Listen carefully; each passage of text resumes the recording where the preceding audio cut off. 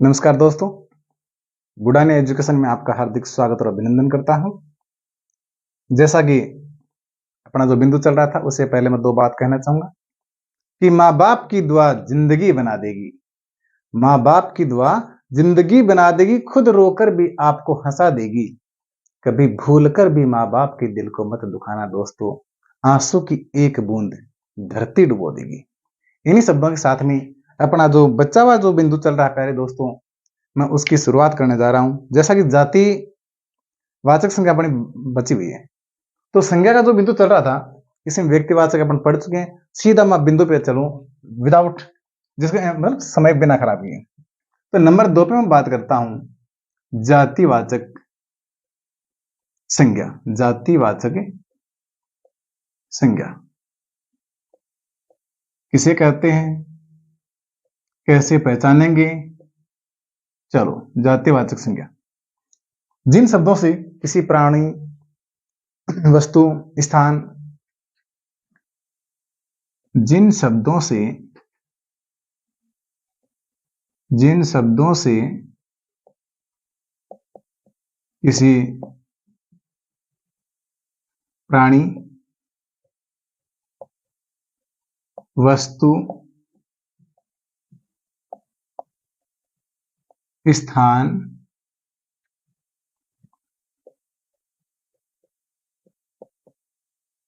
इत्यादि के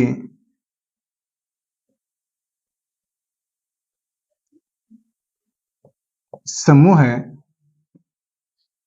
या जाति का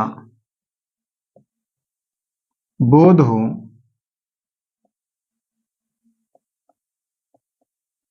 उसे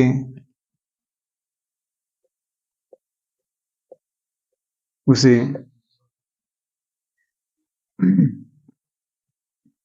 उसे जातिवाचक संज्ञा कहते हैं। जातिवाचक संज्ञा कहते हैं कि जातिवाचक संज्ञा यानी बात करूं मैं जैसे प्राणी, यदि सबसे पहले मैं यदि प्राणी की बात करूं, प्राणी में मैं बात करूं सबसे पहले जैसे लड़का है, लड़की आदि। बात करता हूं वस्तु की, वस्तु की बात करूं दोस्तों तो जैसे पंखा है,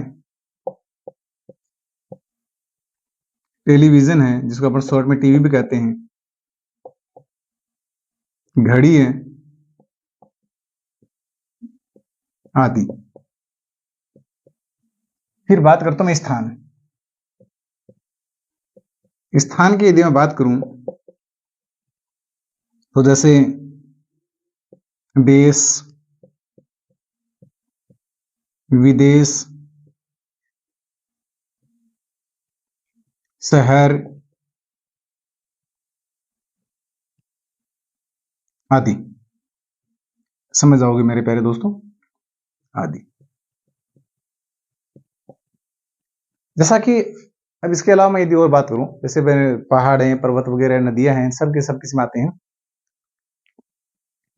जातिवाचक संज्ञा में आते हैं। अब आगे बढ़ता हूं कि इनको पहचाने कैसे। जैसे लड़का है, यदि इसका बहुवचन बना दिया जाए लड़के, लड़की लड़कियां, पंखा पंखी, टीवी एक वस्तु है तो यानी टेलीविजन, तो बहुत सारे टेलीविजन अपन बोल सकते हैं इनको आराम से। इनका बहुवचन घड़ी घड़ियां बना सकते हैं इनका। शहर शहरों में, विदेशों में, ये सब के सब क्या है, जातिवाचक संज्ञा हैं। और आगे लेके चलता हूं आपको थोड़ा सा कि जातिवाचक संज्ञा है, एक विशेष ध्यान यहां लिखवा देता हूं, ये विशेष लिखन विशेष होगा दोस्तों कि जिन शब्दों का या जिन शब्दों को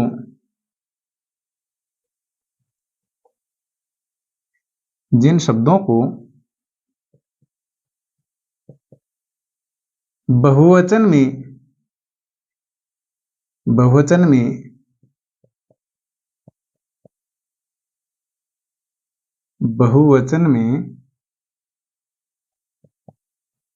बदला जा सकता है, बहुवचन में बदला जा सकता है,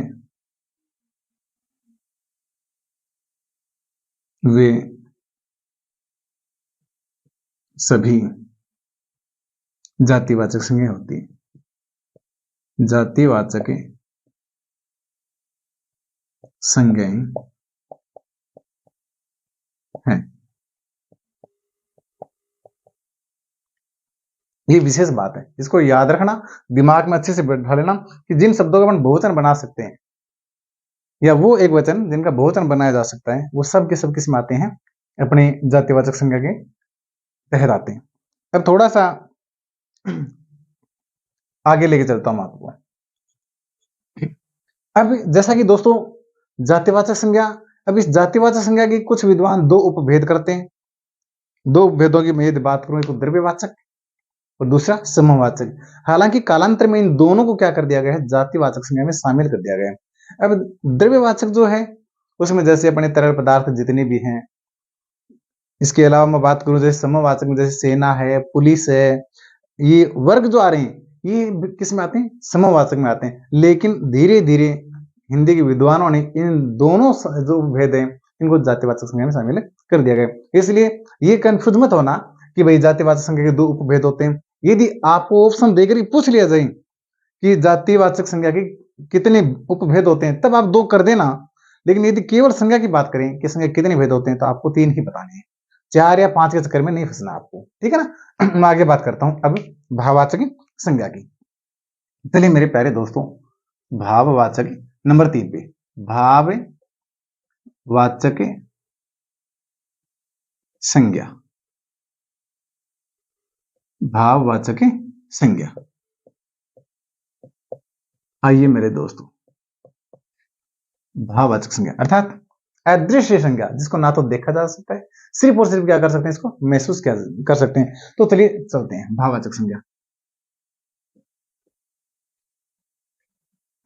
वे शब्द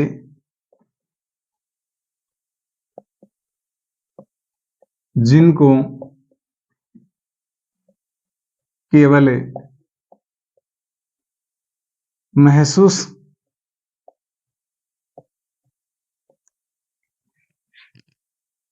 कर सकते हैं, महसूस करते हैं अर्थात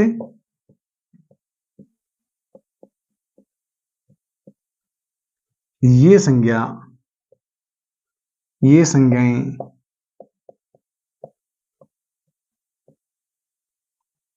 अदृश्य होती हैं, अदृश्य होती हैं, अदृश्य होती हैं, इनको केवल महसूस कर सकते हैं। यदि इन्हीं संज्ञाओं को, जैसे अपना मैं बात करूं कि अदृश्य कैसे हो सकते हैं, तो जैसे बुढ़ापा है, बुढ़ापा, जवानी, आदत, अमीरी, गरीबी, खुशी,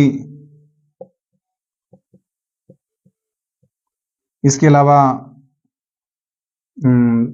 अमीरी, गरीबी, खुशी, जवानी वगैरह सब आ ली। तो चलो बढ़ते हैं आगे, इत्यादि। मेहरबानी वगैरह इसी में आ जाएंगे, मेहरबानी है, आदत है, इसी में आ जाएंगे। अब यह मैं आपको एक छोटा सा नोट और डलवा रहा हूं, विशेष क्या है वो ये मेरे प्यारे दोस्तों, यदि इन्हीं शब्दों में से इन्हीं संज्ञाओं को यदि अपने बहुवचन बदल देते हैं या बना देते हैं, तो ये मेरे प्यारे दोस्तों भाववाचक संज्ञा यदि बहुवचन में बदल जाती है तो सीधी की सीधी कहां चली जाती है, जातिवाचक संज्ञा में। विशेष लिखो, विशेष। यदि भाववाचक संज्ञा का भाववाचक संज्ञा का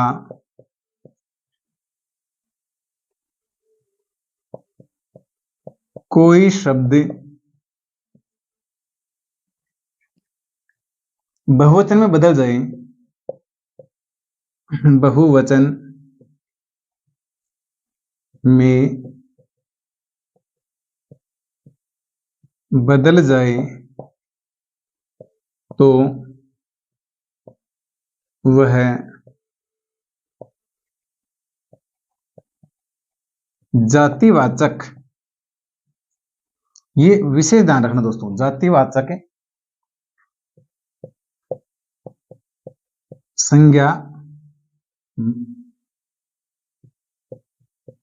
संज्ञा हो जाएगा या बन जाएगा, बन जाएगा। समझ में आया दोस्तों कि यदि जातिवाचक संज्ञा है, सॉरी भाववाचक संज्ञा है, इसका कोई भी शब्द यदि अपने उसका बहुवचन बना देते हैं तो बहुवचन बनते ही वो जातिवाचक संज्ञा में चला जाएगा। जैसे एक उदाहरण मैं आपको देखिए समझाना चाहूं तो जैसे यहाँ पर अपने आ रहे हैं कौन कौन से, जैसे बुढ़ापा है, जैसे जवानी शब्द है, आदत है, तो जवानी से जवानियां, आदत से आदतें, इस प्रकार से अपन क्या कर सकते हैं, इनको बहुवचन बना सकते हैं। और यदि बहुवचन बनते हैं ये कहां चला जाएगा,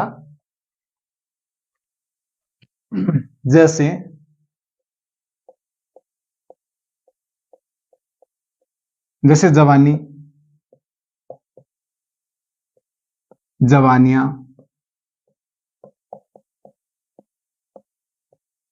जवानियां, आदतें। अब ये शब्द क्या है यहाँ पर, ये कौन सी संज्ञा होगी, अब जवानी एक वचन था तब तक तो किस में है, भाववाचक में, किस में है, आप लिख लो थोड़ा सा, भाववाचक संज्ञा। और ये क्या है, ये जातिवाचक संज्ञा, जातिवाचक संज्ञा।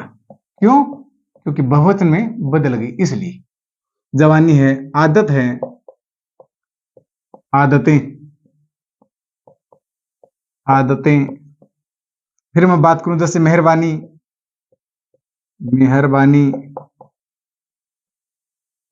आपने सुना होगा एक फिल्म भी चला करती तेरी मेहरबानियां, वैसी तो मेहरबानी यानी मेहरबानियां। इस प्रकार प्यारे दोस्तों कि यदि भाववाचक संज्ञा बहुवचन बनते ही जातिवाचक संज्ञा में चली जाएगी। ये छोटा सा अब मैं कुछ विशेष तथ्य आपको लिखवा रहा हूं संज्ञा से संबंधित। बढ़ते हैं आगे। अब संज्ञा को पहचानेंगे कैसे, कभी कभी हम डबल माइंड होते हैं कि तो लिखो संज्ञा के, क्या होगा अरे इसको,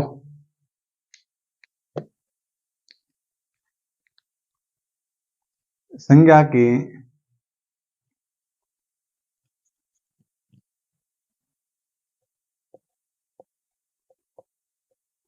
संज्ञा के पहचान के विशेष तथ्य वो क्या है दोस्तों, चलो मैं आपको 2-3 लिखवाता हूं, बहुत ही इंपॉर्टेंट है। जैसे नंबर 1 की मैं यदि बात करूं कि यदि कोई व्यक्तिवाचक संज्ञा का शब्द किसी अपने साथ में, व्यक्तिवाचक संज्ञा कोई शब्द है वो अपने साथ में दूसरा व्यक्तिवाचक संज्ञा का शब्द लेके आता है तो उस दूसरे शब्द में संज्ञा होगी, वो होगी जातिवाचक। लिखो, यदि कोई व्यक्तिवाचक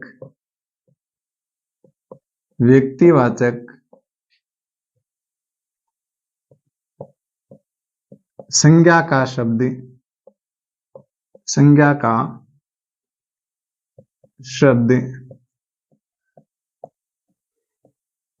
अपने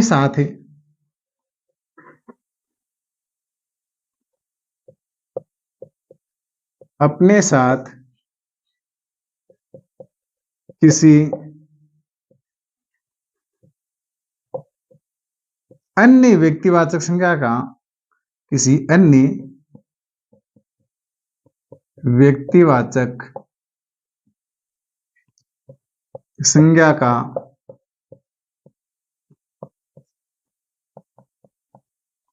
बोध कराता है तो उस अन्य या दूसरे नाम में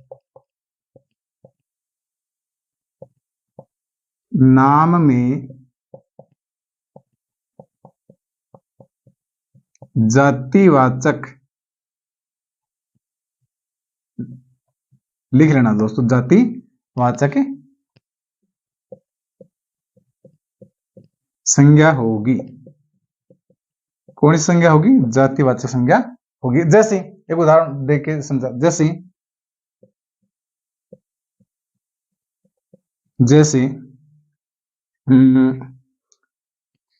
अच्छा सा उदाहरण देते हैं। जैसे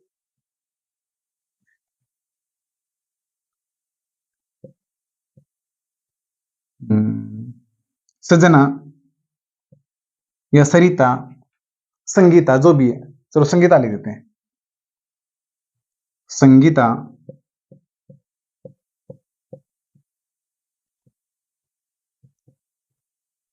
हमारे घर की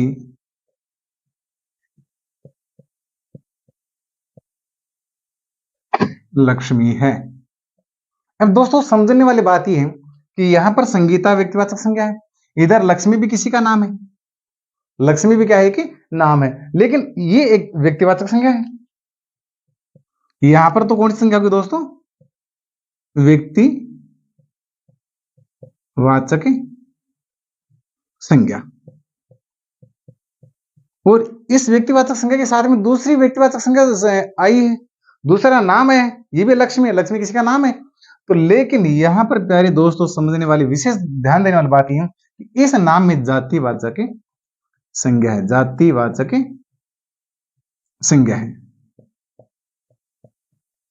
ये आप अपने काम की चीज है, ये वेरी वेरी इंपॉर्टेंट तथ्य हैं, इनको थोड़ा देखना है कि यदि कोई व्यक्तिवाचक संज्ञा का शब्द अपने साथ में किसी अन्य व्यक्तिवाचक संज्ञा का बोध कराता है तो उस अन्य या दूसरे नाम में कौन सी संज्ञा होगी? जातिवाचक संज्ञा होगी। यहां पर ये जातिवाचक संज्ञा, ये दूसरा नाम आ गया, इसमें जातिवाचक संज्ञा है। अब दूसरा नियम लिखता हूं। अब दूसरी बिंदु पे मैं आपका ध्यान आकर्षित करना चाहूं तो ये है कि जैसे यदि कोई शब्द जातिवाचक संज्ञा कोई शब्द है और वो यदि व्यक्ति विशेष के लिए रूढ़ हो जाए, उसके लिए निश्चित हो जाए, यानी परमानेंट हो जाए उसके लिए, तो उस शब्द के अंदर व्यक्तिवाचक संज्ञा होती है। कैसे? लिखो, पहले लिखो, यदि कोई जातिवाचक संज्ञा का शब्द किसी व्यक्ति विशेष के लिए, किसी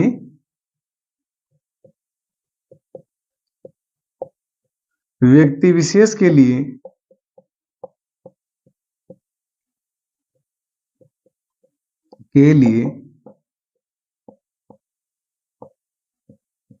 रूढ़ या निश्चित हो जाए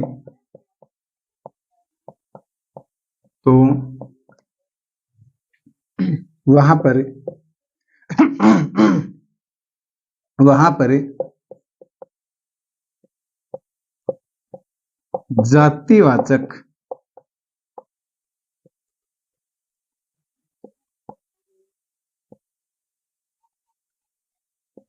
जातिवाचक क्या लिखवा दी, सॉरी, व्यक्तिवाचक हो जाए तो वहां पर व्यक्तिवाचक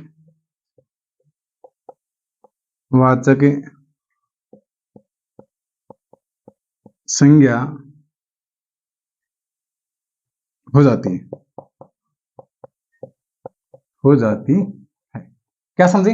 कि यदि जातिवाचक संज्ञा शब्द है और वो किसी व्यक्ति विशेष के लिए यदि रूढ़ हो जाए, अर्थात उसके लिए निश्चित हो जाए, तो उस जातिवाचक संज्ञा में यहां पर व्यक्तिवाचक संज्ञा बन जाएगी। जैसे मैं एक उदाहरण देना चाहूं, जैसे जैसे अम्बेडकर जी ने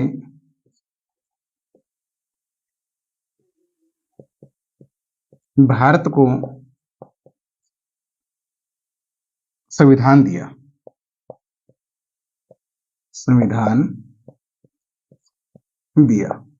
या दूसरे शब्दों को कि अम्बेडकर जी भारतीय संविधान के निर्माता। तो अभी अम्बेडकर एक जाति से, इसका मतलब ये हुआ कि यहां पर जातिवाचक होते भी किसके लिए रूढ़ हो गया? डॉक्टर बाबा साहेब भीमराव अम्बेडकर के लिए रूढ़ हो गया। अब यहां पर कौन से होगी? ये जातिवाचक है, लेकिन अब यहां पर क्या हो गया? व्यक्तिवाचक। क्या होगा दोस्तों? व्यक्तिवाचक संज्ञा। जैसे दूसरा अन्य उदाहरण मैं दूं, जैसे मोस्टली खेलों से संबंधित में यदि विराट कोहली से बात करूं या सचिन तेंदुलकर में बात करूं, तो कोहली का एक जाति का नाम है। तो जैसे कोहली क्या है? भारतीय टीम का एक धुरंधर बल्लेबाज है। अब कोहली एक जाति है, लेकिन यहाँ कोहली का नाम लेते अपने दिमाग में विराट कोहली का नाम आता है। पहले दोस्तों तो चले बात करते हैं आगे। यहां तक समझ में आ चुका, उम्मीद करता हूं। आगे बढ़ते हैं। अब बात करता हूं कि जातिवाचक संज्ञा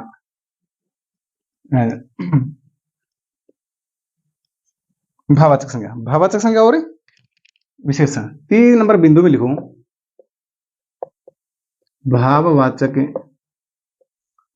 संज्ञा और विशेषण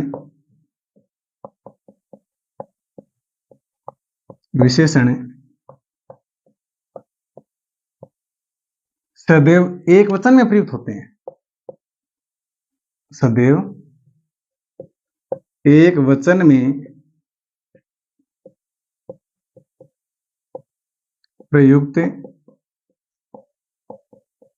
होते हैं। ज्यों ही जैसे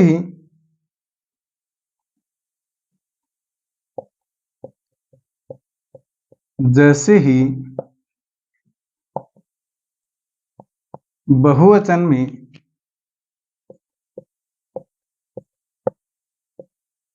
बदल दिया जाता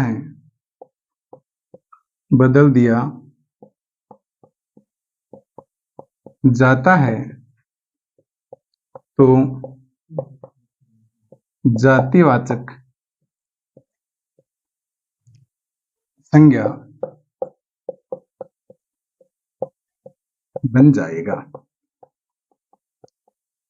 समझ में आई कुछ दोस्तों कि भाववाचक संज्ञा या विशेषण यदि अपने, वैसे तो ये क्या होता है कि सदैव एक वचन में प्रयुक्त होते हैं, लेकिन जो इनको बहुवचन में बदल देते हैं, अपन बहुवचन बनाते ही ये सीधे के सीधे कहां जाएंगे? जातिवाचक संज्ञा में आ जाते हैं। ठीक है दोस्तों, अब मैं सोचता हूं कि जहां तक ये जो छोटी सी बातें लिखवाई हैं छोटी छोटी, आपको तो आपके अच्छे से समझ में आई होंगी। तो धन्यवाद, और वीडियो को अपना ठीक से बढ़ाते हैं, लाइक करते हैं, शेयर करते हैं। ओके दोस्तों, नमस्कार।